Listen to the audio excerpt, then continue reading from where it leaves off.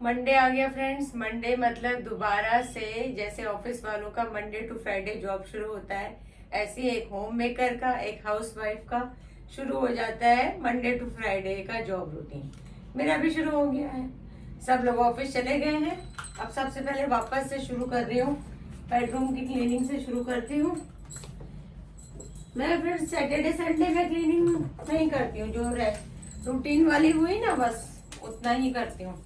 Extra जितनी भी deep cleaning वगैरह जो होती है वो सारा मेरा रूटीन रहता है मंडे टू फ्राइडे में, क्योंकि सैटरडे संडे या तो किसी का आना होता है या कहीं हमें जाना होता है, तो उसमें उसके लिए क्लीनिंग के लिए बिल्कुल मैं अपना टाइम टेबल नहीं रखती हूँ। वो तो सब है। आज मंडे है, मेनली मेरा आज होएगा, आज और कल 2 दिन इसी में ही जाएंगे और आपके संग बातें होंगी। उसके बाद आज मैंने सोचा है थोड़ा मैं थ्रेड का वर्क करूंगी, क्योंकि कई मेरे फ्रेंड्स थ्रेड का वर्क भी आज करेंगे। पहले के करके ये शुरू कर देते हैं। ये एरोमा की पोटली बहुत अच्छी होती है फ्रेंड्स, देखिए बहुत अच्छी। मैं ये किसी आप भी मॉल वगैरह में जाएंगे तो आपको देखेंगे साइड्स में बहुत अच्छी फ्रेग्रेंस है और रूम में घुसते इतना अच्छा फील होता है। लेवेंडर के बीट्स है इसमें, तो ऐसी चीजें मुझे बहुत अच्छी लगती है। फ्रेग्रेंस बहुत अच्छी लगती है, परफ्यूम्स फ्रेग्रेंस मुझे बहुत पसंद है। और पता है फ्रेग्रेंस का यूज करना भी चाहिए, ये एक पॉजिटिविटी लाती है आपके घर में भी और आपके अंदर खुद भी। अगर किसी को एलर्जी हो मेरी फ्रेंड्स को, वो तो फिर तो कुछ कह नहीं सकते भाई, हेल्थ से बढ़ के तो कुछ नहीं है। अगर एलर्जी नहीं है तो आप देखना, आप घर में कपूर और बाकी ये जो इस टाइप के फ्रेग्रेंस होते हैं इनको यूज करिए। कैंडल्स होती है फ्रेग्रेंस वाली, आजकल तो बहुत कुछ अच्छी अच्छी आ गई हैं। तो मंडे मेरा शुरू हो गया है ये रूटीन वाली। मंडे ट्यूसडे वेडनेसडे 3 दिन रहेंगे हैट्रिक के, एक एक करके रूम और साथ में किचन तो आपकी है ही। किचन तो सुबह शाम रात दिन उसको तो आप छोड़ ही नहीं सकते, लेकिन रूम्स को एक एक करके ले लेती हूँ ताकि वेडनेसडे तक ये सारा काम हो जाए। फिर थर्सडे में रखती हूँ अपना रेस्ट डे। थर्सडे को फ्रेंड्स रेस्ट डे रखती हूँ और बहुत अच्छा लगता है मुझे। अच्छी अच्छी लाइट प्रिंट्स की बेडशीट बहुत अच्छी लगती है, क्योंकि रूम बहुत ज्यादा बड़े नहीं है, तो अगर उसमें डार्क कलर की बेडशीट वगैरह आ जाएंगे तो और रूम थोड़ा छोटा लगेगा। तो ये भी एक है कि अगर आपके रूम्स छोटे हैं तो आप कोशिश करिए थोड़ा लाइट कलर की ही बेडशीट को लगाइए। हाँ ये तो होता है कि देखिए आपको इसमें सफाई तो जल्दी गंदी हो जाती है, जल्दी आपको चेंज करनी पड़ती है, लेकिन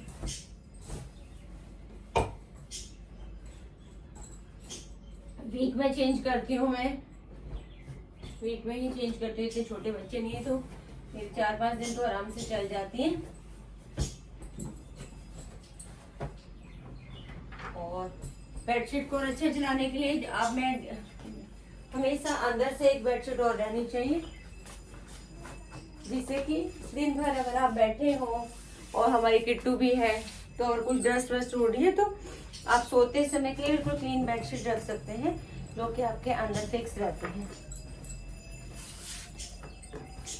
और ये जो दिन भर बिछी रहेगी इसको रात को निकाल के इसको तय करके रख लीजिएगा, तो उससे ही आराम से एक वीक चल जाती है। और रात में आपको बिल्कुल भी ऐसी बेडशीट नहीं यूज करनी पड़ेगी जिसमें थोड़ी सी भी धूल वगैरह गिरी हो।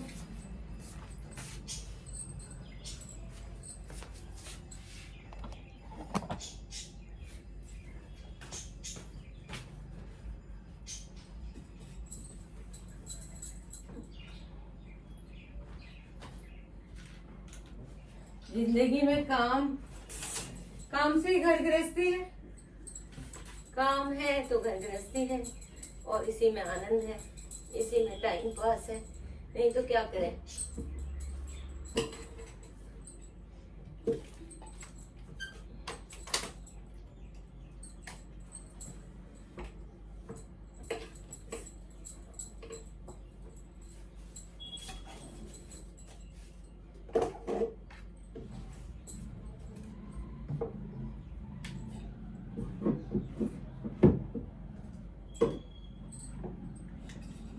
कि मोबाइल स्टैंड हमेशा रखती हूँ, कभी कभी मन करता है कुछ कथा वगैरह कुछ भजन अच्छा आ रहा हो तो मोबाइल को रखने के लिए।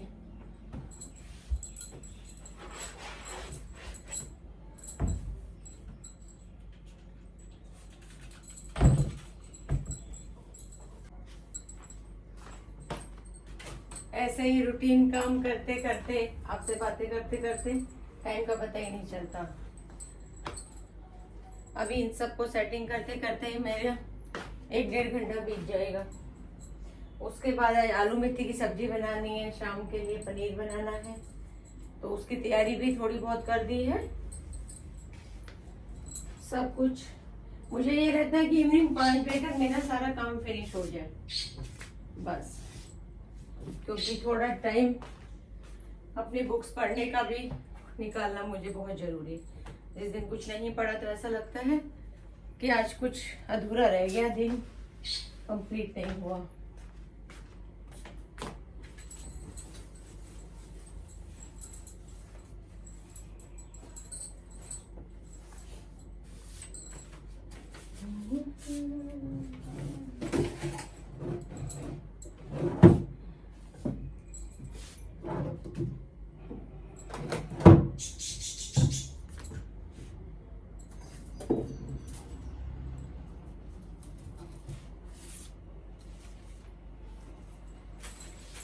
रोज की डस्टिंग हो जाती है ना तो फिर काम ज्यादा रहता नहीं है, क्योंकि सैटरडे संडे तो बिल्कुल ये चीजें मैं सोच भी नहीं सकती। बहुत अच्छे लग रहे हैं, छोटे से हैं बट अच्छे लग रहे हैं।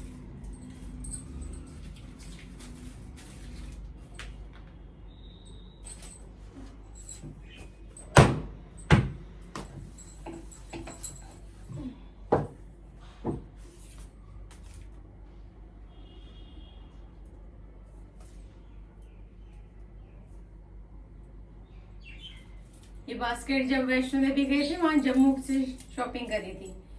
सोचा तो कुछ और सोच के लिया था, बट अब मैंने अपने ड्रेसिंग टेबल पे ही रख दिए, तो मेरी छोटी मोटी जितनी कुछ भी ज्वेलरी आइटम कुछ भी होती है तो बहुत अच्छे से इसमें अच्छी लगती है, मैनेज हो जाती है।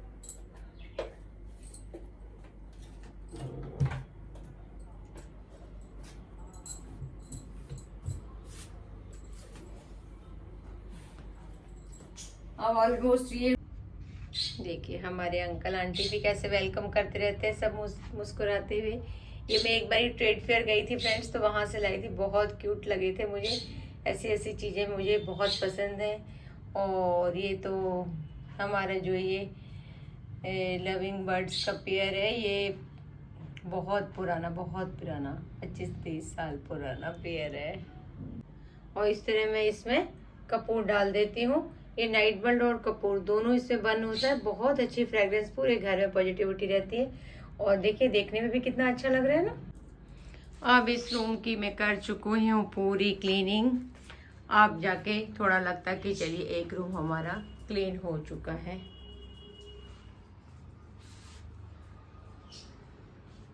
ये है मेरा छोटा सा ड्रेसिंग एरिया फ्रेंड्स।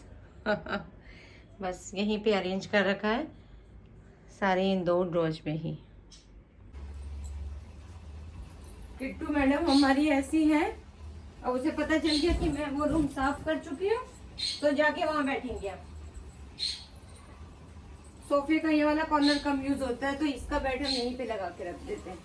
ज्यादातर वैसे यहीं रहती है यहाँ बहुत आराम से, लेकिन उसको चाहिए बिल्कुल नीट एंड क्लीन, जैसे हमारी बेडशीट वगैरह बिल्कुल नीट एंड क्लीन बिछी सही है ना, ये तो वैसे उसको चाहिए बिल्कुल उसकी नीट एंड। ये देखो उसका नाम लिया, देखो आ गई, नाम लेते आ गई तुम। चलो आ जाओ, आओ तुम्हारा बेड लगा दिया, आ जाओ, ये आ जाओ, बिछा दिया। चलो हमारे वाला तो नहीं खराब करके आई हो, बैठ जाओ आराम से। हाँ ठीक है, बिछा दिया तुम्हारा भी। देखिए ये हाल है इसका, बिल्कुल नीट एंड क्लीन उसका सेट करके दो, फिर मैडम बैठेंगी। आप लेकिन अच्छी आदत ये है कि आप हिलेंगे नहीं, है ना। अब 2-3 घंटे यहाँ पे रेस्ट करेंगे, और जब बहुत अच्छी धूप इसे लगेगी कि मुझे धूप सेकने का हो गया है, तब ये धूप सेक लेंगे। जैसी आदत डालो, चाहे इंसान हो, बच्चे हो या जानवर, ये बात सही है। जिसको भी प्यार से सिखाओ वो सब सीख जाता है। तुरंत उसको चाहिए कि मेरा वाला क्लीन क्यों नहीं किया, और नहीं तो वो क्या करेगी, जो आपने क्लीन किया है जो रूम भी, उसमें सबसे पहले उसको बैठना है। बताइए, डॉगी हो तुम, डॉगी इंसान नहीं हो। हाँ, आदतें तुमने इंसान से बढ़कर रखी हुई है अपनी। इंसान भी इतनी सफाई पसंद नहीं होते होंगे जितने हमारी किट्टू है ना किट्टू।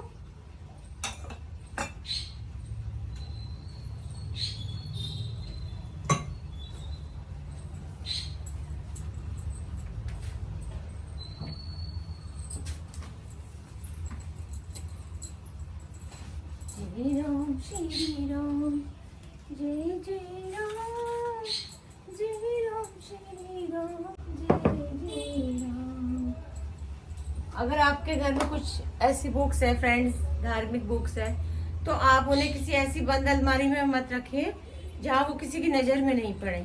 भले ही आप ही पढ़ते हो, कोई और नहीं पढ़ते हो, लेकिन क्या होता है, अगर बच्चों का वो दिखते, बच्चों को या किसी को भी, अगर हम उनका दर्शन भी कर ले ना, जैसे हमारी रामायण है, हमारी भगवत गीता है, हमारी भक्तमाल है, विष्णु पुराण है, या कोई भी हमारे पुराण सदग्रंथ जितने भी हैं, तो कहा जाता है कि उनके दर्शन मात्र से, यानी सुबह शाम उनके दर्शन मात्र से हमको पुण्य मिल जाता है। तो ऐसा नहीं है कि अगर वो पढ़नी है, मैं देखती हूँ बहुत से घरों में कहीं उनको एक के ऊपर एक रख के किसी बंद अलमारी में छुपा दिया जाता है। नहीं, ऐसे मत करिए।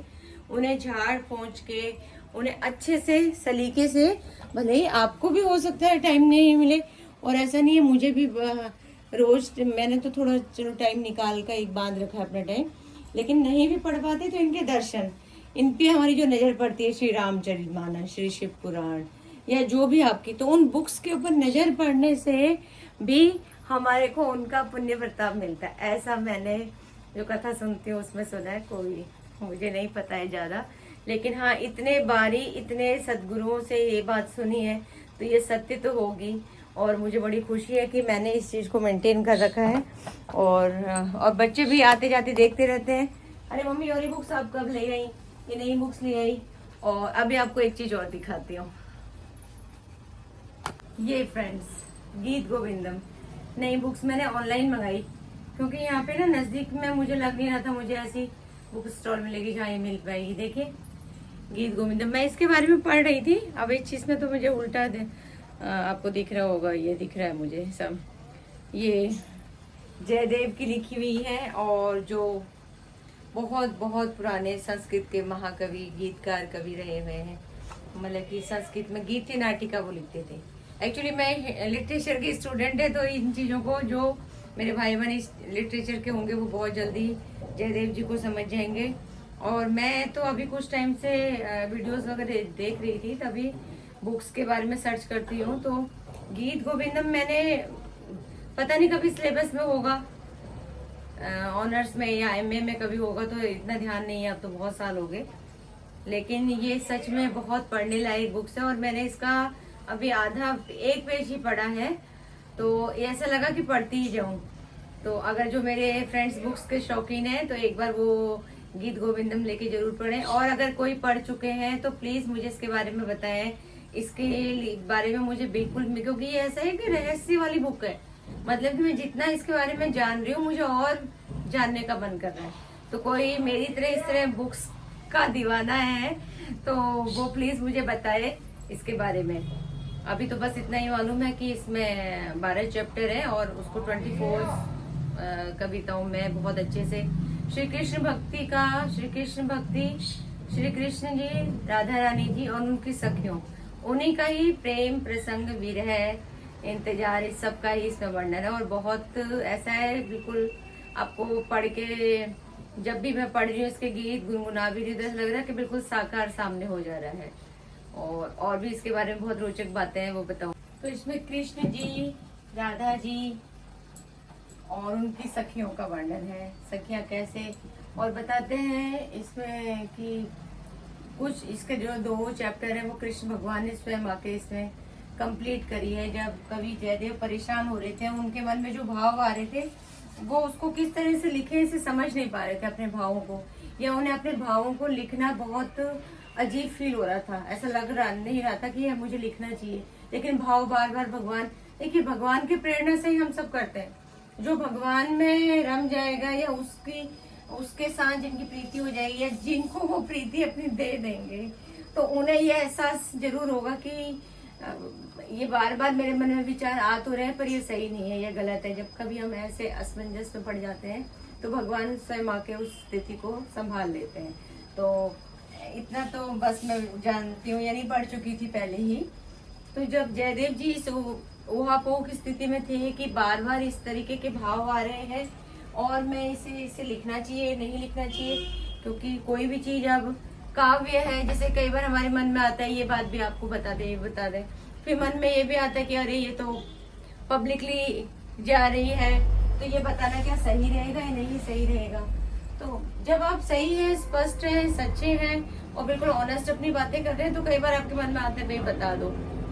अब कई बोलते क्या तुम घर दिखाते हो, अरे घर क्या दिखा, आप घर को मत देखो ना, आप बातों को सुनो, आप बातों में आपका इंटरेस्ट है तो वो जानिए, हमसे बातें करिए। तो इसी तरह जयदेव जी, देखो बातें करते करते मैं कहाँ चली गई। इसी तरह जो जयदेव जी के मन में बार बार ये भाव आ रहा था कि ये वाले भाव में अपनी जो मैं गीत के उसमें ये नृत्य नाटिका जो मैं लिख रहा हूँ, ये लिखना चाहिए नहीं लिखना चाहिए, कल को इसका अगर मंचन भी हुआ तो क्या ये सही रहेगा नहीं सही रहेगा। इस स्थिति में वो बहुत परेशान थे। तो जब वो ऐसे इतने ज्यादा परेशान, उनकी पत्नी ने उनको देखा तो उन्होंने कहा कि ऐसा है कि अब आप भोजन कर लीजिए। ऐसा करो, कई बार होता है ना कि दिमाग काम नहीं कर रहे, अभी इस काम को करें या नहीं करें। तो सेम उनकी पत्नी ने कहा, वो बहुत गुणवती बहुत ज्ञानवान पत्नी थी, उन्होंने कहा अब आप भोजन कर लीजिए, विश्राम कर लीजिए, उसके बाद में आप इसको पूरा कीजिएगा। तो उनको भी अपनी पत्नी की बात ये सही लगी, तो उन्होंने जो है बोला कि ठीक है, मैं थोड़ा स्नान ध्यान करके आता हूँ और फिर भोजन करूँगा, वो उसके बाद ही मैं अब इसको आगे बढ़ाऊंगा। तो इस बीच वो बाहर चले गए ऐसा बोल के, और ऐसा बोल के बाहर चले गए। तब बताते हैं जो भी शास्त्र में या उसमें वर्णित है, तो स्वयं कृष्ण भगवान आ गए और उन्होंने कहा कि उनकी पत्नी ने कहा कि आप तो बाहर जा रहे थे, तो बोल रहे थे कि नहीं मैंने सोचा पहले इस काव्य को पूरा ही कर दूं। और ऐसा करके उन्होंने अपने स्वयं के हाथों से श्री भगवान ने उस काव्य का जो भी वो 7वां और 8वां अध्याय बताते हैं, अभी मैं वहां तो पहुंची नहीं हूँ, तो उसको स्वयं के हाथों से लिखा और फिर बोले अब मैं जा रहा हूँ स्नान के लिए। और उतने में जो असली में जयदेव जी गए हुए थे वो आ गए और बोले लाओ भोजन दो, मैं फिर उसके बाद मैं लिखूंगा। तो बोली अभी तो आप लिख के पूरा करके गए हैं। बोले कब? बोले अरे आपने ही तो कहा मैंने लिख लिया है और अब मुझे भोजन दो और मैं विश्राम करूंगा। मेरे मन में आया कि मैं पहले इसे ही कंप्लीट कर दूं। तो वो जयदेव जी हड़बड़ा के उस अपने कक्ष में गए जहाँ उन्होंने वो अपना लिखना छोड़कर गए हुए थे, तो देखा कि वो पद पूरे हो रखे हैं। तो ऐसी बातें, ऐसे भाव भक्तगण ही समझ सकते हैं। तो ऐसा मुझे और जब ऐसी बुक के बारे में जाना तो और अच्छा लगा, प्रेरणा हुई कि मैं इसे पढूं। तो और भी कोई मेरे फ्रेंड्स ये सब बुक्स को पसंद करते हैं या पढ़ते हैं या कुछ ऐसी खास बातें उन्हें मालूम है तो प्लीज़ मेरे साथ शेयर कीजिए। और अब कुछ और काम कर लेते हैं, बहुत बातें हो गई खड़े खड़े, क्योंकि खड़े खड़े बातें हो जाती है। इस बहाने मेरी ये काम हो गया पूरा ड्राइंग रूम का और बेडरूम का। अब आज मुझे कल किचन का सामान भी आया था, वो भी फिल करना है। कल किचन का सामान भी लाई हूँ, ये सब कुछ दालें वगैरह सब मुझे भरनी है। ये देखिए फ्रेंड, ये जो है ना इस टाइप के आप ये लिया करिए। मैंने ये लिया है, देखो कल ये वूज का 4 kg का के साथ, क्योंकि ऐसी चीज़ें लेने से क्या होता है ना, जो भी वॉशिंग पाउडर आप यूज़ करते हैं अगर उनके साथ कभी इस तरह से बॉक्स की स्कीम आती है तो मेरे ख्याल से ये लेना चाहिए, क्योंकि ये चीज़ें तो हमें रेगुलर यूज़ में आनी ही आनी है। ठीक है, हम 1 किलो 2 किलो लेते हैं, लेकिन हमें 4 या 5 कई बार 6 किलो वाला भी ऑफर होता है। तो मैंने इस तरीके से ना कंटेनर इकट्ठे कर रखे हैं और ये बहुत बढ़िया वाला इनका लिड भी बहुत अच्छा है, देखिए बहुत अच्छा वाला कंटेनर है। अभी जितना भी एक्स्ट्रा मेरी दालें वाले सामान होएगा ना वो सब मैं इसमें फिल कर दूंगी, तो इसके लिए मुझे तो बहुत अच्छा लगता है। अब इसका रैपर निकालती हूँ और सारा इसमें स्टोरेज में सामान फिल करती हूँ। स्वस्थ शरीर से ही स्वस्थ मन रहता है फ्रेंड्स। अगर हमारे हाथ पाँव स्वस्थ साफ सुंदर है। आइए आप जानते हैं आज पाँव को स्वस्थ और सुंदर रखने में पेडिक्योर में हम अपने पाँव की बहुत अच्छे से देखभाल करते हैं और पेडिक्योर हमारे लिए बहुत ज़्यादा इम्पोर्टेंट है। इस पे घर पे भी आप कर सकते हैं। बस आपको, अगर मैं तो आपको पेडिक्योर टब में पर्टिकुलर प्रोफेशनल तरीके से बताऊंगी, लेकिन अगर आपके पास पेडिक्योर टब नहीं है तो आपके पास एक ऐसा बकेट या टब होनी चाहिए जिसमें आप अपने पाँव को अच्छे से डिप कर सकें। और उसके आगे का प्रोसेस जानते हैं, सीखते हैं आज पेडिक्योर। पेडिक्योर में सबसे पहले हमने पेडिक्योर टब में पानी गर्म करने रख देना है और उसमें बाकी चीज़ें डालेंगे। अब सबसे पहले नेल पेंट से रिमूव करेंगे। ये हमने थिनर को ले लिया कॉटन में और नेल पेंट रिमूव करेंगे। फर्स्ट स्टेप है हमारा पेडिक्योर का। अब हम ये पानी गर्म हो चुका है, इसमें डालेंगे पेडिक्योर साल्ट। ये बहुत ज़्यादा, तकरीबन 1 चम्मच पेडिक्योर साल्ट काफ़ी है। जो पहले हाइड्रोजन और अमोनिया आता था लिक्विड फॉर्म में, वो ये अब जो है कंपनीज ने इस तरह से ये पाउडर फॉर्म में कर दिया है। तो उससे क्या होता है, आपका अच्छा क्लीन हो जाता है पाँव भी और गंदगी निकल जाती है, मैल फूल के निकल जाता है ये। और इसमें इसके साथ ही डालेंगे शैम्पू। पेडिक्योर मैनिक्योर का शैम्पू अलग से आता है, बट अगर कोई घर में अपने से कर रहा है तो वो जो कोई माइल्ड शैम्पू जैसे कि ये हर्बल वगैरह के होते हैं उनको यूज़ करें। फिर केमिकल वाले ये सनसिल्क वगैरह ये सब यूज़ ना करें, माइल्ड शैम्पू यूज़ करें, उससे भी सेम ही वर्क करेगा। और डेटॉल थोड़ा एंटीसेप्टिक होता है, डेटॉल हमें यूज़ कर लेना चाहिए 2-4 बूंद। ये एक इसमें हमने लूफा डिप कर दिया है, लूफा और नेल ब्रश। और ये हमारे को चाहिए मैनिक्योर पेडिक्योर की एक किट आती है जिसमें डिफरेंट टाइप से टूल्स होते हैं क्यूटिकल्स निकालने के लिए, और ये मेटल और वुडन का स्क्रैपर होता है। और ये हमारी पूरी किट है। एक ये मेटल स्क्रैपर एक इस टाइप का भी आता है, वो देख लीजिए कि कौन कितना शार्प आपको ज़रूरत पड़ेगी। अगर आप ये प्रोफेशनल करते हैं तो आपको हर टाइप के रखने पड़ेंगे, लेकिन आप पर्सनली सिर्फ अपना करना चाहते हैं तो आपके 2 से भी काम चल जाएगा। चलिए अब स्टार्ट करते हैं प्रोसेस।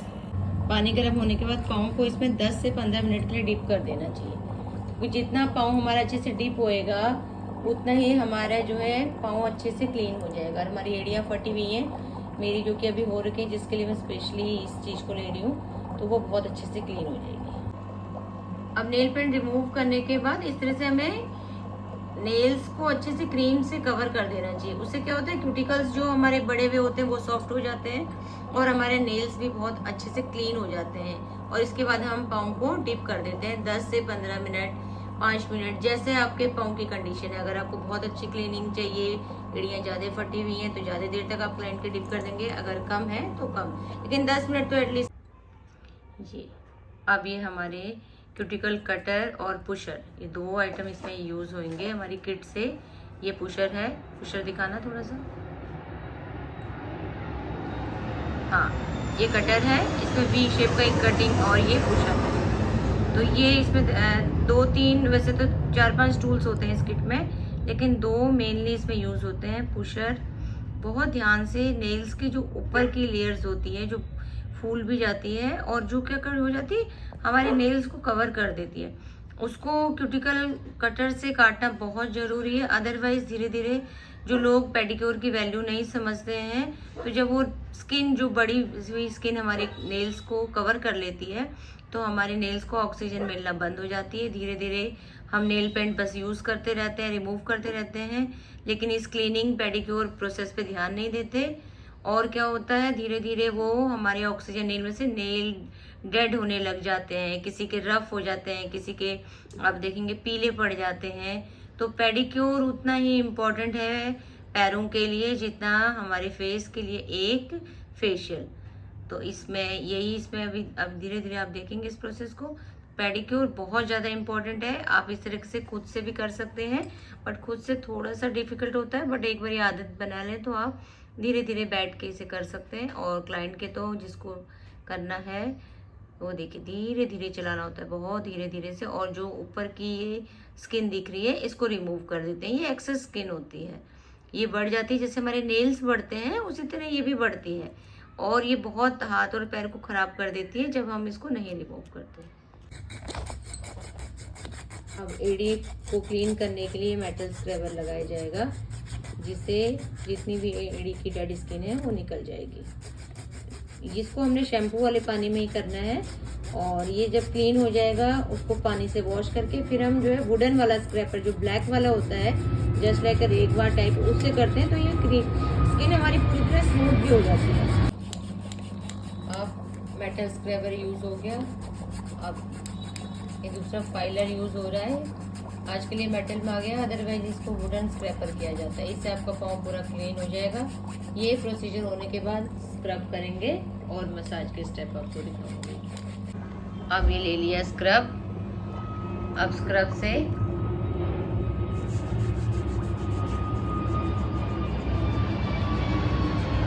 किया जाएगा। सर्कुलर मोशन में मसाज देते हैं, लेकिन जो है क्रीम से हम अच्छे से फिंगर्स में देखो मसाज देते हुए सर्कुलर से।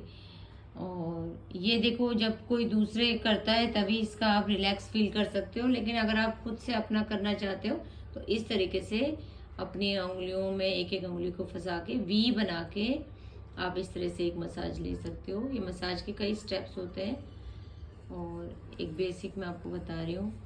प्रेशर पॉइंट्स होते हैं हमारे पाँव में, उससे क्या होता है आपका ब्लड सर्कुलेशन अच्छा हो जाता है, और ब्लड सर्कुलेशन अच्छा होता है तो नेचुरली आपकी स्किन, आपकी पूरी थकान मिट जाएगी, आपकी पूरी बॉडी रिलैक्स हो जाएगी। इसीलिए पेडिक्योर मैं बार बार बता रही हूँ बहुत इम्पोर्टेंट है। अगर कोई नहीं रेगुलर करवाता है तो उसे करवाना चाहिए।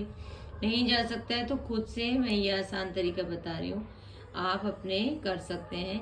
बच्चों के खुद कर सकते हैं, बच्चों से करवा सकते हैं, क्योंकि कोई ऐसी चीज़ नहीं है। समय सिर्फ आधा घंटे का चाहिए, और पूरा जैसे हम ऑयल मसाज करते हैं घर में, बच्चों के हाथ पैर में ऑयल लगाते हैं, बस थोड़ा सा प्रोफेशनल तरीका हो जाता है। ये देखो रिंग फिंगर की, ये दोनों की रिंग बना ली जाती है दोनों हथेलियों से, और इस तरह से आपके पूरे पाँव को ऊपर से नीचे तक मसाज किया जाता है।